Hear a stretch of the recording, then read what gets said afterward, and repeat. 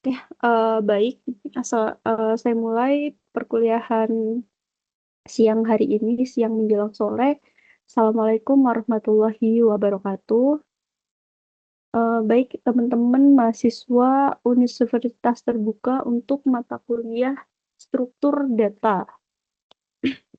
Gitu. Jadi di Universitas Terbuka ini saya megang 3 mata kuliah ya. Jadi saya harap ketika kalian ngechat saya by e-learning, kalian tunjukkan juga kalian kelas apa. Itu kalau hanya perkenalan aja, saya bingung kalian dari kelas apa gitu. Dan di uh, Universitas Terbuka untuk tuton ini kalian akan mendapatkan 4 web, yang satu web dari prodi, yang web kedua itu dari saya, kemarin saya sudah jadwalkan ya gitu. Dan untuk teman-teman yang belum bisa bergabung, nanti bisa dilihat juga video record atau videonya gitu.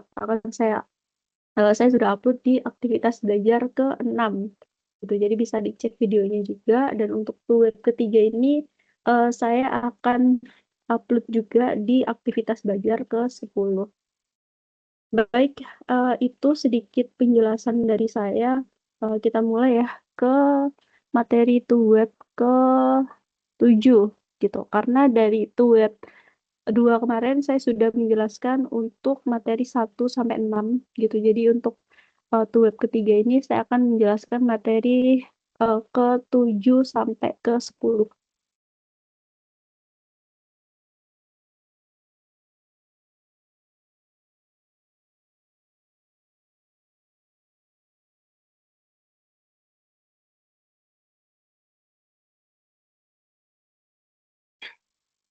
Oke, materi ke-7 ini kita akan membahas tentang QQ, bahasanya kue-kue, wewe, QQ ya bacanya.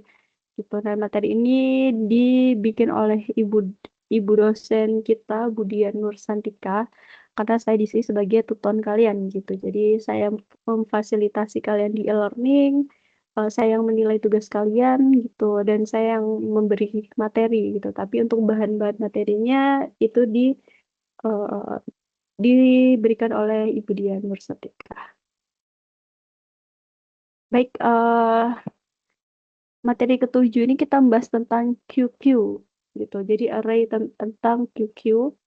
Jadi QQ merupakan antrian dalam melakukan suatu proses gitu. Nah, contohnya ada contoh kasus pada pembelian tiket misalnya gitu. Jadi step yang pertama pelanggan memesan tiket, kemudian melakukan antrian, kemudian eh bentar. Kemudian antrian berlaku dikarenakan adanya banyak pelanggan yang membeli tiket pada waktu yang bersamaan. Bentar. Dan satu persatu pelanggan akan dipanggil untuk membeli tiket. Gitu. Itu proses ya, contohnya dalam kasus pembelian tiket. Kemudian penerapan QQ berbasis array. Nah, di sini ada sebuah data nilai A, B, C, D, E telah dihapus diproses sehingga dihapus dari antrian gitu. Kemudian ada nilai F yang menunjukkan nilai pertama dalam antrian. Nah, di sini ada data ya, 0, 1 sekian, terus ada FG, KLMN gitu. Nah, pada kasus ini antrian nomor 0 sampai 0, 1, 2, 3, 4 ini coba kita hapus dalam antrian gitu sehingga nilai pertama itu ada pada F. Kemudian operasi QQ berbasis array. Jadi ada tipe data abstrak pada QQ, ada NQQ, jadi dia digunakan untuk menambahkan satu elemen di akhir antrian. Terus selanjutnya ada DQQ, dia menghapus satu elemen pertama pada antrian. Jadi NQQ digunakan untuk menambah satu elemen di akhir antriannya. Menambah ya, kalau DQ itu menghapus satu elemen pertama pada antrian. Gitu. Jadi ini sistemnya kayak first in, first out gitu. Ya. Kemudian asesor metode pada QQ. Nah, yang pertama ada first, dia mengembalikan elemen pertama pada antrian tanpa menghapus nilai tersebut. Kemudian ada size, dia menunjukkan jumlah elemen pada antrian. Kemudian ada is empty, jadi memberikan nilai boolean jika antriannya kosong. Nah, di sini lanjut ke penerapan operasi QQ berbasis array.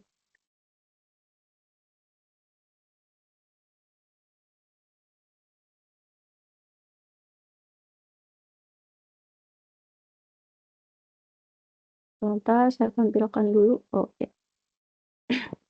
Nah, penerapan operasi QQ berbasis array. Jadi di sini ada metode, banyak metode. Yang pertama ada NQQ ya, 10. Tadi yang sudah dijelaskan NQQ tadi dia menambahkan ya, dia menambahkan dan NQQ di QQ dia menghapus gitu. Nah, pertama ada antrian 10 gitu. Kemudian 10-nya dihapus jadi 6 menjadi antrian yang pertama gitu. Kemudian ada 14. Ketika 6 sudah melewati antrian maka kosong kemudian dimasukkan 14. Angka 14 maju ke antrian pertama ada 18, begitu juga seterusnya. Nah, implementasi QQ dalam Java. Jadi ada NQQ, ada DQQ, ada first, size, dan is empty. Gitu. Jadi penjelasannya tadi sudah dijelaskan ya untuk pengertian masing-masingnya. Gitu. Jadi ada proses yang dilakukan NQQ itu menambahkan gitu hasil yang diberikan over gitu. Kalau di QQ itu proses yang dilakukan itu remove, jadi menghapus. Kemudian hasil yang diberikan full gitu. Untuk first-nya itu berupa elemen dan hasil yang diberikan pick gitu. Size-nya sama, size is empty juga sama. Selanjutnya ada array DQQ.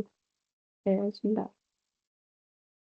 Array DQQ. Jadi di sini ada suatu contoh penambahan elemen ya gitu. Jadi J ini indeks awal dan N itu indeks akhir gitu. Nah, pertama J-nya 0, N-nya 8 gitu. Kemudian ketika J-nya 1 maka bergeser ya, dilihat pergeserannya. A-nya menempati posisi 1 kan ya. Tuh, terus karena N-nya sama dengan 7, maka B-nya dihilangkan. C-nya dihilangkan gitu, bergeser. Kemudian ini remove, jadi penghapusan elemen C pada indeks kedua. Kemudian ada J1, N-nya tadi ya. Kemudian ada J1, N-nya 8 gitu. J-nya 1, jadi A-nya tetap pada posisi ke-1, tapi N-nya 8 gitu. Nah, di sini kan A, B, D, E, kemudian F-nya kita geser, ditambahkan X. Jadi menambahkan elemen X pada indeks ke-4. Gitu. Terus kemudian di selanjutnya ada J0, N sama dengan 9. Jadi kita balik lagi A-nya kembali ke indeks awal 0-nya ya. Gitu. Di sini kemudian menambahkan elemen Y pada indeks ketiga. Y-nya masuk pada indeks ketiga. Gitu. Kemudian J11 dan N-nya 10 gitu. Jadi J elemen indeks awalnya kita taruh ke 11, A-nya pindah ke 11, N-nya ada 10 gitu. Jadi menambahkan elemen Z pada indeks keempat. Itu contoh array DQ. Nah, operasi DQ ini adalah operasi yang digunakan dalam DQ sebagai update method sebagai berikut. Jadi ada add first, jadi menambahkan elemen baru E di bagian depan DQ. Kemudian ada add last, gitu menambahkan elemen baru E di bagian belakang DQ. Kemudian ada remove first, itu menghapus dan mengembalikan elemen pertama dari DQ atau null jika DQ-nya kosong. Terus ada remove last, jadi menghapus dan mengembalikan elemen terakhir dari DQ yang kosong. Nah, ada operasi DQ sebagai asesor gitu. Jadi ada first, last, size, dan empty ya. Seperti tadi yang dijelaskan gitu. Untuk pengertiannya, first-nya mengembalikan elemen pertama pada DQ tanpa menghapus elemen tersebut gitu. Terus untuk kelas, dia mengembalikan elemen terakhir pada DQ tanpa menghapus elemen tersebut atau 0 jika DQ-nya kosong. Gitu. Jadi ini mengembalikan elemen pertama, first-nya. Kalau last, dia mengembalikan elemen terakhir. Nah, size-nya itu menampilkan jumlah elemen dalam DQ. Kalau isEmpty, dia menampilkan nilai boolean true jika DQ-nya kosong, dan nilai boolean false-nya jika terdapat data pada DQ. Nah, ini penerapan operasi DQ. Jadi ada antrian, ada nilai 10, kemudian kita menambahkan at first, dia menambahkan di awal 6-nya. Kemudian kita add first lagi 14. Kemudian first-nya berarti 14 ya. Terus remove last gitu. Yang terakhir kan 10, kita remove 10-nya.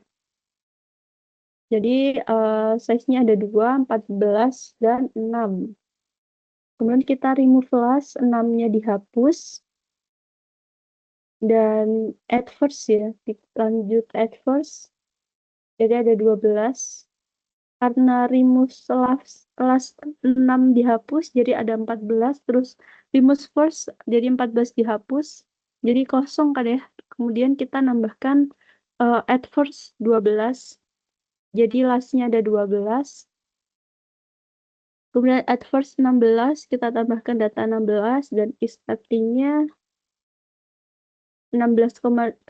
Dan baru lastnya 16 dan 12. Ada 2 data di non-empty.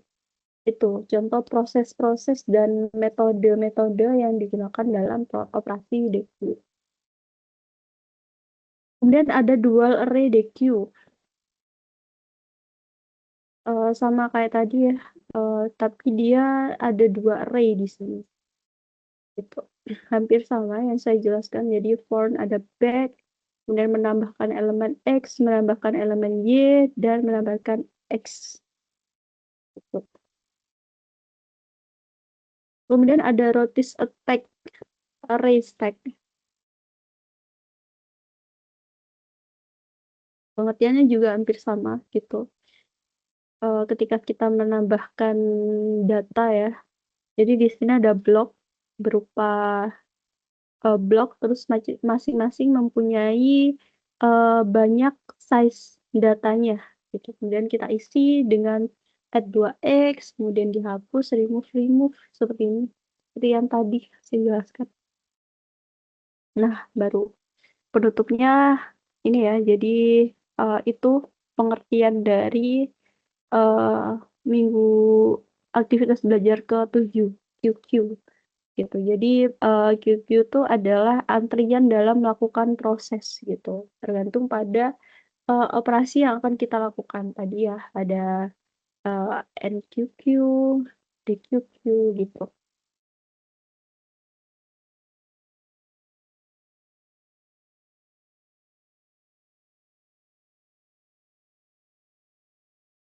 Oke, kita lanjut ke materi selanjutnya minggu ke-8.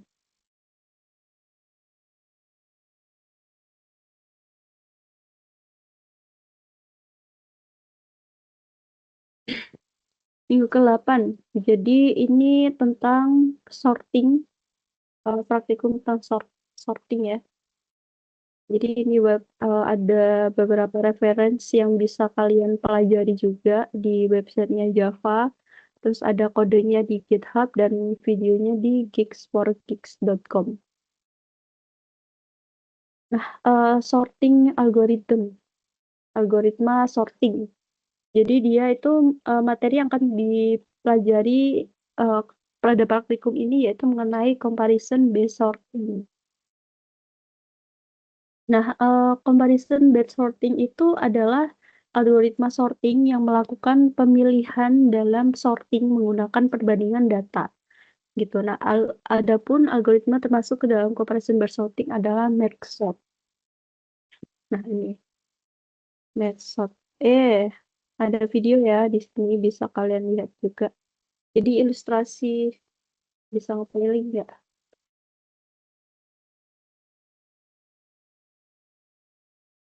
Make shorts.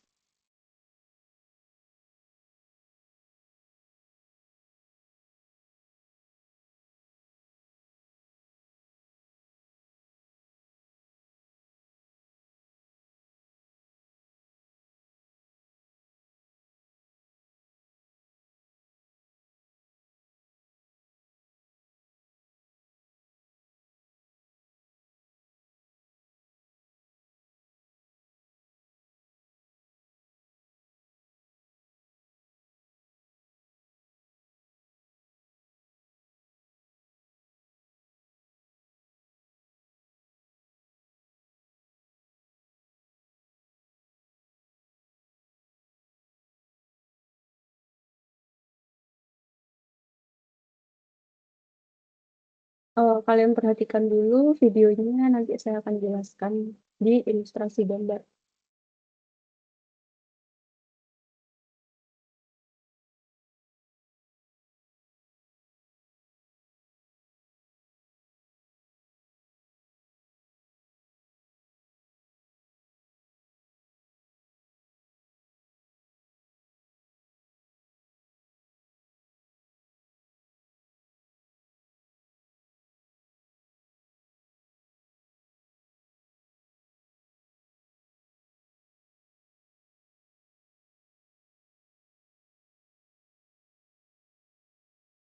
Oke, oke, paham nggak dengan video tadi? Jadi kita bisa lihat sebenarnya sama ya, yang di video sama yang di ilustrasi gambar ini. Jadi yang pertama kita punya data sebuah A. Di sini datanya ada beberapa data ya. Kemudian kita bagi dua datanya, dibagi dua. Nah setelah di max ya dibagi, kemudian baru kita urutkan data yang pertama. Data yang pertama kita urutkan, terus data yang kedua kita juga urutkan dari yang terkecil ke yang terbesar. Bisa juga dari yang terbesar ke yang terkecil. Jadi tergantung kebutuhan program kalian juga gitu. Nah, setelah dipisah, dibagi dua, diurutkan, kemudian kita gabung lagi menjadi data yang urut seperti itu. Sebenarnya itu langkah simpelnya Matchshot. Nah, ini contoh Matchshot in Java. Jadi ini codingnya ya untuk Matchshot. Bisa kalian coba sendiri ya untuk hasilnya. Jadi nanti akan ketemu data yang sudah berurutan seperti ini hasil running-nya. Terus silahkan dicoba. Ini kan praktikum ya, jadi kalian harus mencoba juga. Ya, itu untuk minggu ke-8.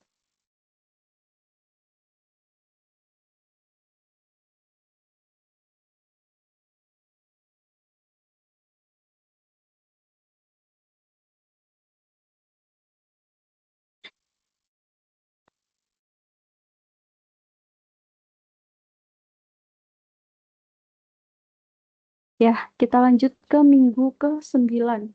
Eh, oh ya.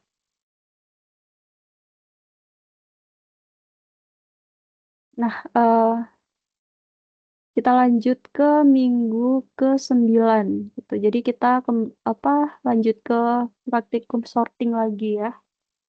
Tetapi kali ini kita membahas tentang ini sama untuk referensinya bisa dipelajari juga. Nah, tadi comparison based sorting, kalau ini not comparison based sorting. Jadi uh, not comparison based sorting ini adalah algoritma sorting yang tidak melakukan pemilihan dalam sorting, jadi menggunakan perbandingan data terlebih dahulu. Nah, adapun algoritma sorting yang termasuk ke dalam not comparison based sorting adalah counting sort gitu. Tadi merge sort ya gitu. Kalau not comparison berarti kita pakai metode sorting sort. Nah, di sini. Kalian perhatikan dulu videonya.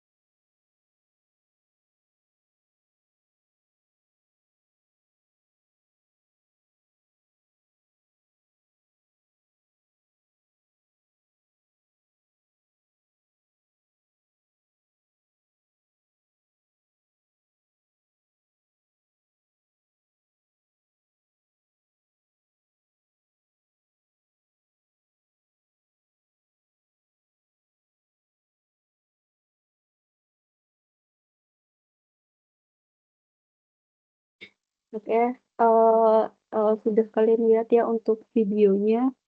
Jadi saya sedikit, menjelaskan tentang courting shot gitu. Jadi untuk yang di video dan ilustrasi gambar ini sama sama ya, eee, caranya sama gitu. Nah, yang pertama, kalau tadi dengan merge shot kita bagi 2 kemudian diurutkan. Nah, untuk counting shot ini kita menghitung, counting kan ya, menghitung gitu. Jadi kita lihat di sini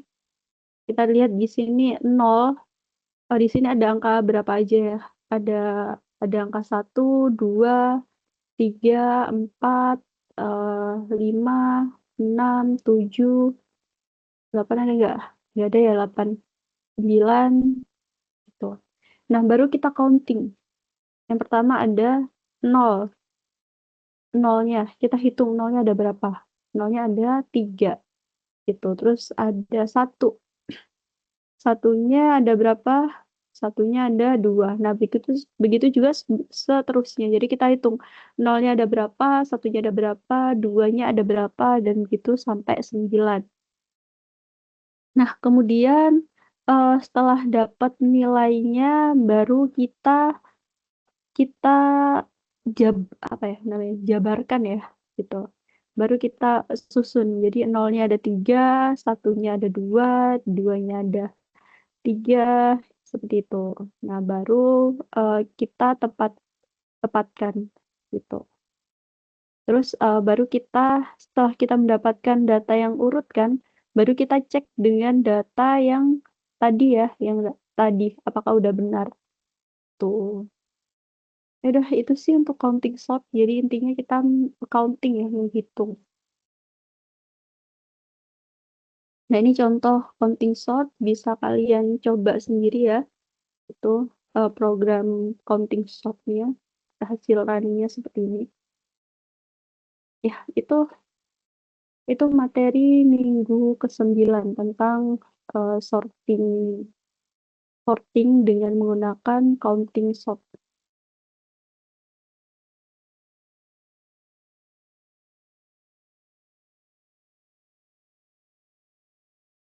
Kemudian, kita lanjut ke materi minggu ke-10.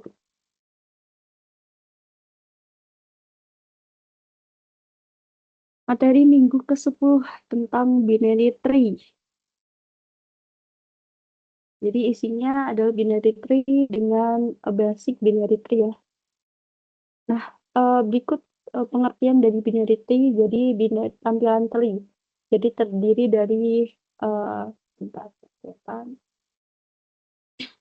terdiri dari node parents dan node child, serta ada penghubung antara node gitu. Jadi kita tuh misalkan dia tuh orang tua dan dia tuh anaknya gitu. Anaknya turun kayak semacam bagian keluarga ya.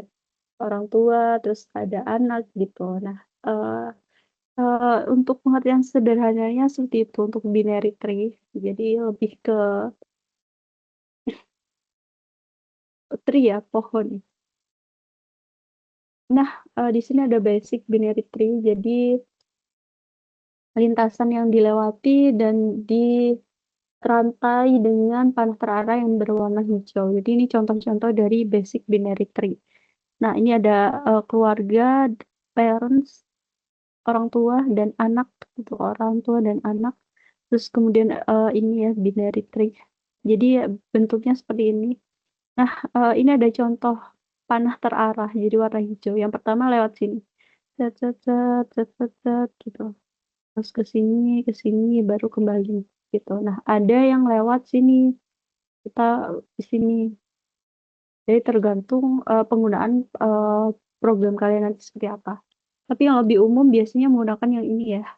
Gitu. Jadi urutannya dari yang terbesar, kemudian kita bagi lagi, kemudian kita bagi lagi gitu. Nah, binary tree itu biasanya digunakan untuk algoritma pohon keputusan gitu. Nah, eh, ketika ada orang sakit ya, ketika R ini sakit. Nah, ini dia sakit, sakit apa gitu. Misal ada sakit kepala sama perut. Nah, sakit kepala. Sakit kepala bisa apa? Bisa pusing, bisa, luka kepalanya gitu. Nah, perutnya bisa asam lambung atau diare gitu. Nah, contohnya kayak gitu. Nah, biasanya digunakan untuk, pohon keputusan biasanya gitu, dan kebanyakan menggunakan arah yang ini ya, arah yang karena lebih dari besar ke kecil, ke kecil-kecil selanjutnya. Itu untuk basic binary tree. Nah, itu sih penjelasan, untuk binary tree.